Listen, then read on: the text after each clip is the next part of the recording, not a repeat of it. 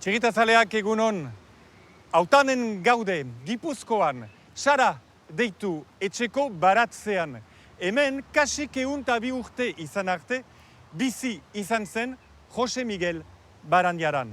Euskal antropologoa, etnologoa, arkeologoa. Berari esker zerbait badakigu aurre historiaz. Txigitak gaur, omenaldi xume bat eskatzen dio, hautandar unibertsalari. Lagunak plazer dut abelekin izaitea, egunon mila esker etoririk gurekin. Sarako aintzin alde hartan gogoan baitzuen erbesetik itzulita, zenta Espainiako gerratik landa Saran bizi izan baitzen, Sara deitu zuen bere hemengo etxea. Ez da kasualitatezkoa. Aukeratu izana, euskal kulturan hain esanai simboliko sakona daukan etxea, atxikimendu hori adierazteko.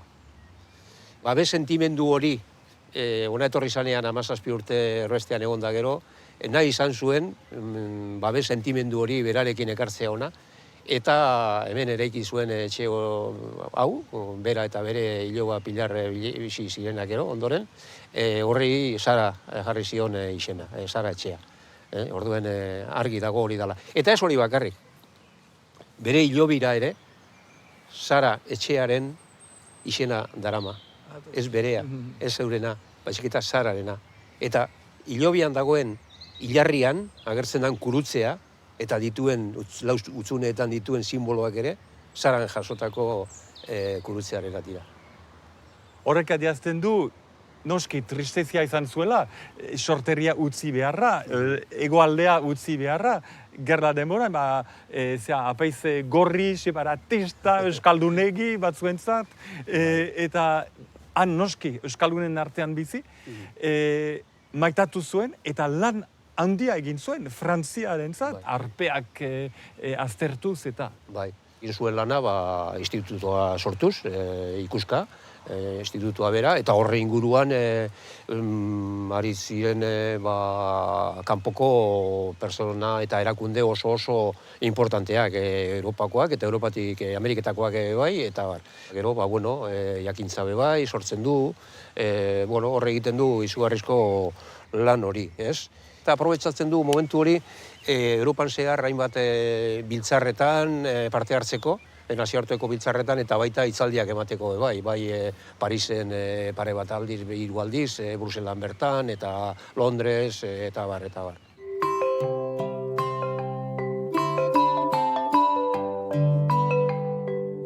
Mila bederatziun eta laurogeita behatzian, Olivier de Marlia France 3ko kazetariak Jose Miguel Barandiaran elkarrizketatu zuen, 100 urte betetzear zegoelarik.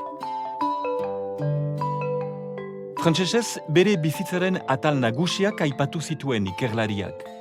Arkeologia, antropologia, mitologia, euskara.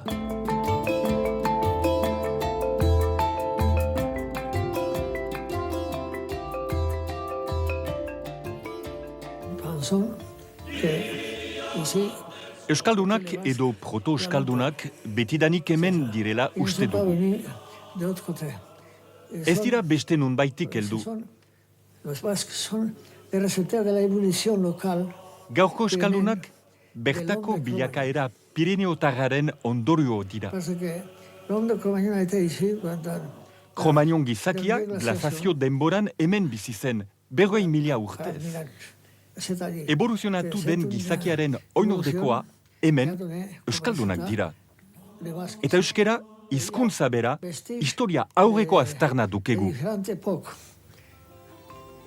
Même d'époque préhistorique.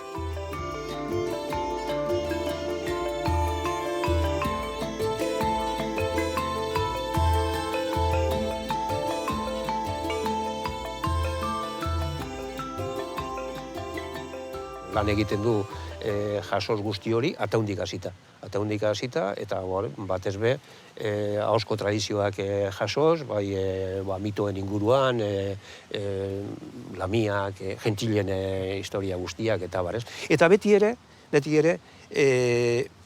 bere kristautasun horretatik, sentimentu horretatik interpretatuz, baina errespetu handiz. Errespetu handiz, jasoz, gauza guztiak esaten diren moduan. Eta gero interpretazioak etorriko dira txintiak ematen dion argitasun horren baitan. Baina errespetu osoz, jasoz, bai gentilen inguruko siniskerak, Euskal Herrian, gentilen zera, badagoz gentil zubi, gentil baratza, gentil asko, eta horrek esan egu oso edatuta zegoela mito edo siniskera hori gentilen inguruan. Azken baten dira, Euskaldunon, kristautasuna heldu aurretiko Euskaldunon irudiarekin lotzen dira, ez? Eta, bueno, hor nolabe momentu baten planteatu behar da, bi mundu horien arteko talka, ez? Eta talka hori, agertzen danean, edo, figura ezberdinak daude, ez? Kismi edo analakoa, orden badago talka hori, eta gentilak azken baten desagertu egiten dira, edo sartzen dira kobasulu batera, edo arpe batera tabar, eta kasu batzutan oraindik ere han jarraitzen du dela sinisten dugu.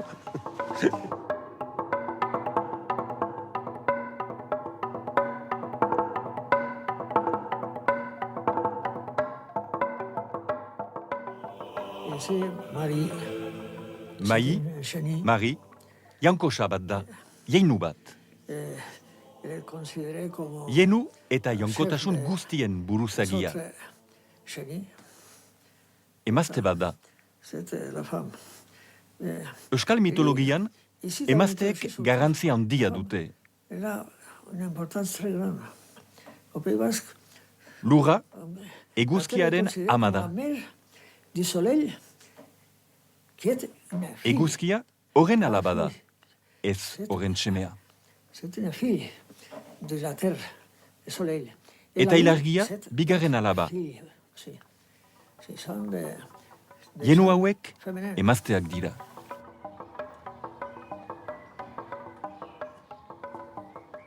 Adiskideak hemen gaude orain berriz ere saran, baina barnean Jose Miguel Barandiaranek lan egiten zuen bulegoan. Aixe errez imaginatzen aldugu, on Jose Miguel hemen lanian liburuez inguratuta, irakurtzen, eta baita ere idazten.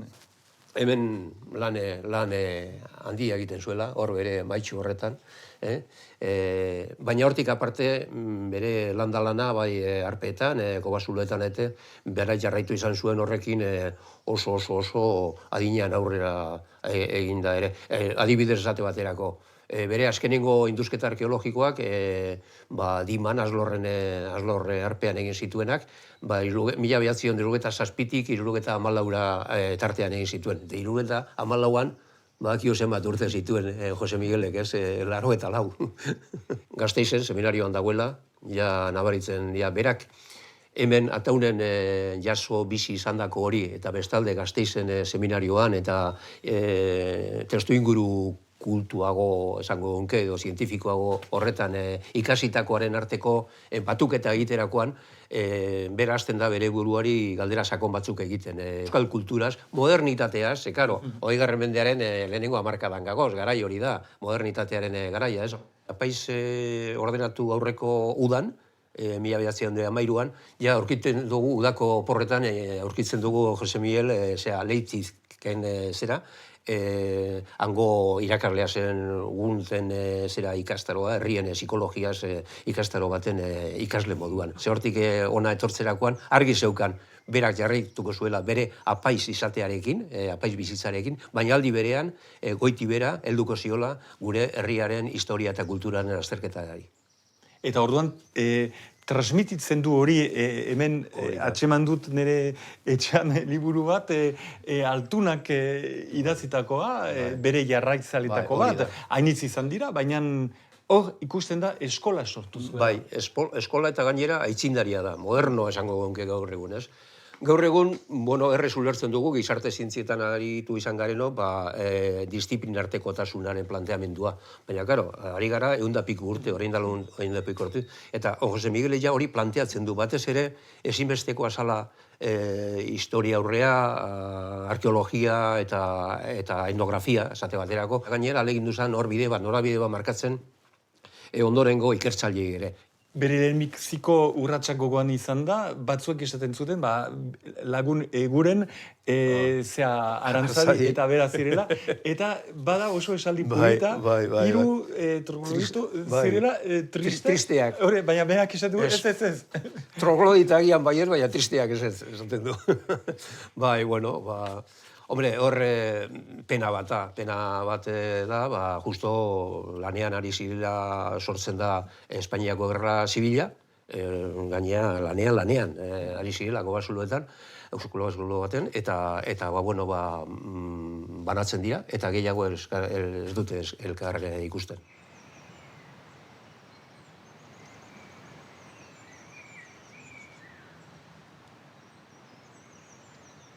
Hautaunen beti, baina salto tiki bat eginik, orain museoan gaude, Barandiaran museoan, Martinekin, hauzapez jauna, mil esker gurekin izanik.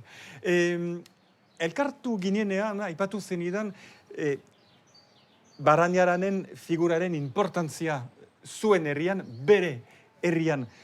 Lotura handia da, ez da? Seme kutxuna duzue. Ataun mapan kokatu zuen, Euskal Herria mapan kokatu zuen, nik uste dut, ekarpen ikaragarria egin ziola bai Euskal izaerari, bai Euskal nortasunari, Euskal kulturari, eta zor ordainezina daukagula, bai ataundarrok eta bai Euskaldunok Barandiaranekin. Eta zor hori ordaintze aldera, ordaindu nahian edo, Ataungo udalak 2010 urtean zabaldu zuen museo hau, bere bizia, bere lanak, bere ibiliak adierazten dituena, oso ongi dago, bisitatzeko. Eta gure lana da, zor hori kitatzen saiatzea, eta hori kitatzeko modurik onena da, datozen belaunaldiei transmititzea, Barandiaran nor izan zen, zenbat lan egin zuen, zer ikertu zuen, eta hori transmititzeaz gain, animatzea, haren bideetatik ikerlan horiek bururat eraman ditzaten. Gizon berezia zenik, sortea izan nuen bera ezagutzeko, gu gaztetxoak ginen, baina tokatu zitzaidan berarekin meza laguntzen ibiltzea. Bera San Martin egunarekin, azaroaren 11an, gizon humoretsua zen, alaia, eta eta oso indartsua. Ehunda ia 2 urte bete zituen arte, lanean jarraitu zuen, eta horrek uste dut dena erraten duela.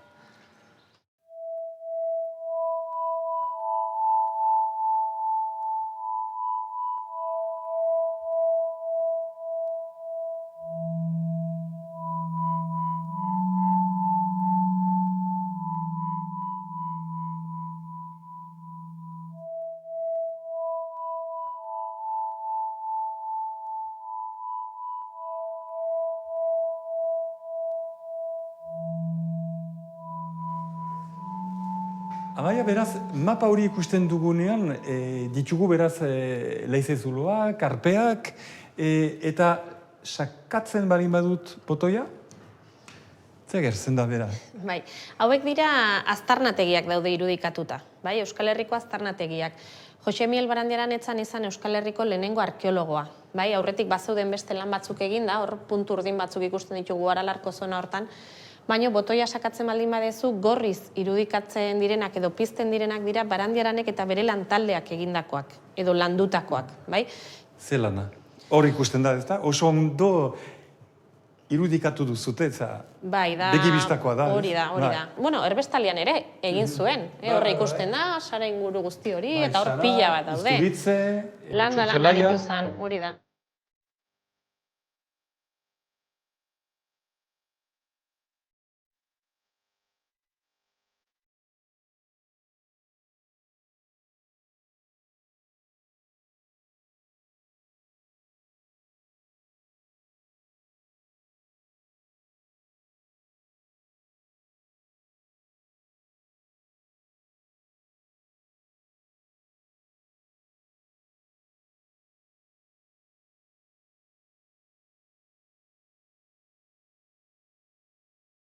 Eta hor ere bai, indusketa gune bat berriz sortu duzi.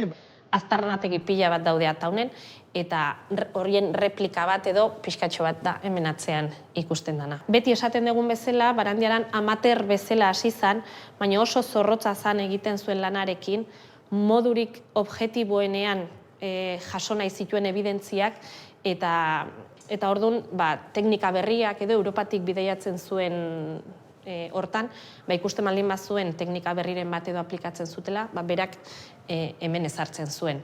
Eta hori da adibidez hor sokak ikusten ditugu, Wheeler metodoa edo, soken teknika, koordenada sistema hori, berak implantatu zuen hemen. Eta gaur egun arkeologoek erabiltzen dute. Berritzailea omen zen baita ere garai hartan tamiz esan dezun hori edo galbaia erabiltzea. Berak ere erabiltzen zuen, esan bezala, pieza txikiak edo zur txiki horiek eta gal ez zitezen.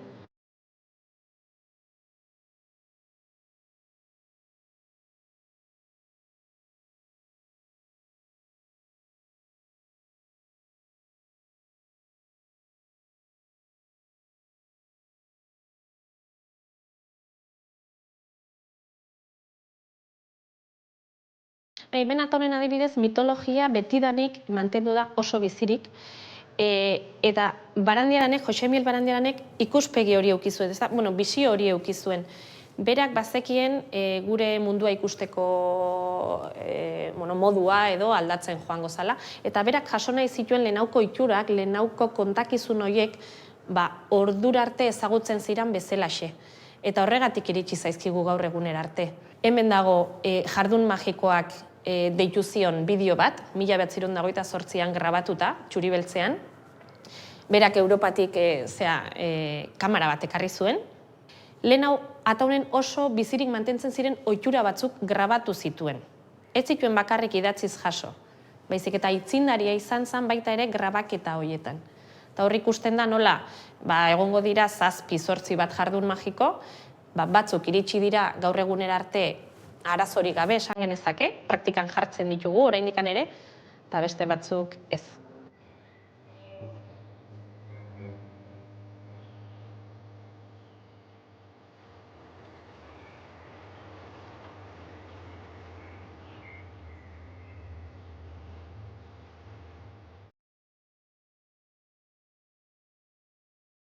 Aitziber, mil esker gure taldeari ongi etorria emanik, hemen ekain berrin. Ekain berri balin bada, horrek erran nahi du, ekain zahar izan zela, hemendikan gertu. 1979an aurkitua izan zen, beraz, arpe famatu hori, ez da? Bai, 1979an, hemendik 600 metro ingurutara aurkitu zuten ekaingo arpea eta bertako marrazkiak. Arkeologiara zaletoak ziren bi gizonek aurkitu zituzten, beraiek Arantzadi Zientzia Elkartearekin lan egiten zuten eta aurkikuntza egin bezain pronto Jose Miguel Barandiarani eta bere lantaldeari deitu zioten. Ona, ze arotan etortzen ziren gure aintzineko udaberri aldean esaten da, eta zergaitik itsaso gertu edo ezain gertu izan da garaian? Bueno, garai hartan itsasoa ez zegoen gaurko ezain gertu, izoztaroa glaziazoaren ondorioz kalkulatzen da itsasoa 6 edo 8 kilometro urrunago zela. Garai batean pertsona hauek seguruenik negu partea kostaldean pasa zezaketeela eta udaberrian ekain ingurura etortzen ziren ehiza egitera. Animalia mota jakin bat ehizatzen espezializatu ziren, oreinak, eta badakigu udaberri bukaera hortan ehizatzen zituztela kumatzeko sasoia delako, pertsona hauek bazekiten emea eta umea ahulagoak zirela, eta sasoi horretan etortzen ziren harrapakinen ahultasun hori aprobetxatzeko, gehiago ehizatzeko ahalegin gutxiago eginda. Arpeaiek, kuba zoloak, zer ziren babeslekuak, bizitokiak, baina badirudi ere sinismenak bertan jaiotzen zirela. Bueno, segurenik denetarik pixka bat. Eta ekaingo kasuan banaketa oso nabaria da. Arpe txiki badago, sarrera partean, eta horra aurkitu dira pertsona hauen eguneroko biziaren aztarnak. Suzuloak, jandako animalien ezurrak, egindako tresnak, sarrera partean daude. Eta gero, 15 metroko tunel oso baxu bat dago, eta tunel horren barruan ez da apenas egunerokotasun aztarnarik aurkitzen, eta aurkitzen direnak dira marrazkiak. Orduan pentsatu izan da sarrera dela etxea, eta barruko partea dela sinismenei, magiari, espirituei lotutako mundu bat. ekain berri egina izan da, ekain zahar babesteko, Lazko arpetan gertatu bezala, edota Altamiran bezala, ez da? Ekain topatu zenean, edo ekaingo marrazkiak 1969an topatu zirenean, ikerlariek oso argi zuten zer gertatzen ari zen, giza presentziaren ondorioz kobazulo horietako marrazkiek sufritzen zituzten kalteak oso argiak ziren, eta hasieratik argi izan zuten ekain itxi behar zela. Eta Jose Miguel Barandiaran batez ere hortarako oinarritzen ari zen Santimamineko esperientzian. Sutsuki egin zuela borrokan kobazuloa itxita mantentzeko. Eta, gero, ondorengo proiektu bat izan da, ekain berri hau egitea, arte eduki horrek behar zuen baita ere bere zabalkundea. Berrozer, zuri esker segitzen dugu, hemen gure bisita. Sartu garenean, badirudi zaldi batek ongi etorria ematen digula, horrela da? Margo horrek, zaldi busto bat islatzen du, eta berez, horren beretasuna da, zaldiaren margoa, berez, manganesoarekin egina da. Manganeso mineral bada, eta horkitzen da kobazuloetan, eta horrekin egin zuten. Baina kontuan hartu behar dugu, kobazuloaren zehar, bakarik 2 margo manganesoarekin eginak dira. Eta bestea da? Bestea, hartzak. Berez, hartzak dira kobazuloaren azken galerian, eta leku oso berezia dute, izan ere nolabait erdian kokatzen dira, naiz eta parte sakonean izan. Eta jakin behar dugu ekain kobazulora hartza asko etortzen ziren. Gutxi gora bera 102 aurkitu genitun bertan. Ordu badakigu gizakiak eta hartzak biek erabiltzen zutela kobazuloa bizitzeko.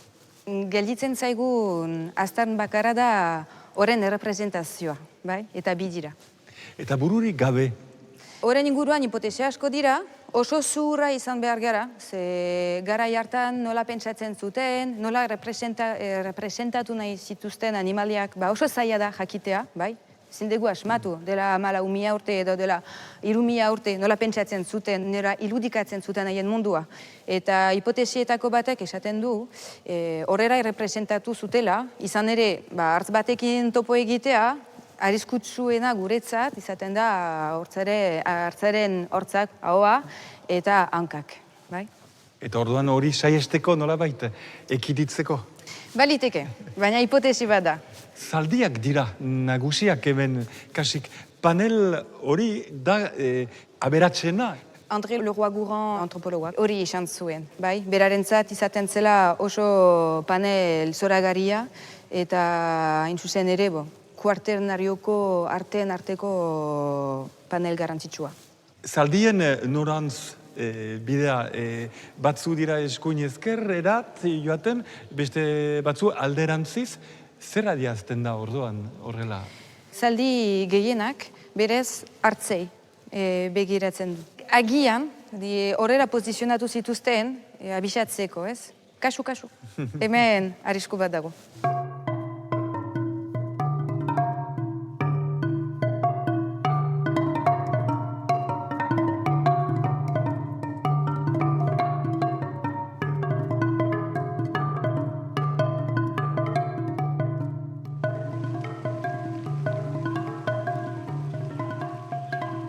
Ara lagunak, horrela gaurko amaitzen da behintzat gure saioa. Pentsatzen dut pixkat gehiago dakigula lehenengo euskal giza eta emazteetaz noski beti ere Barandiaran gogoan izan da. Laster bat eginen dugulakoan nago, anartean ongi bizi, izanuntza, aio.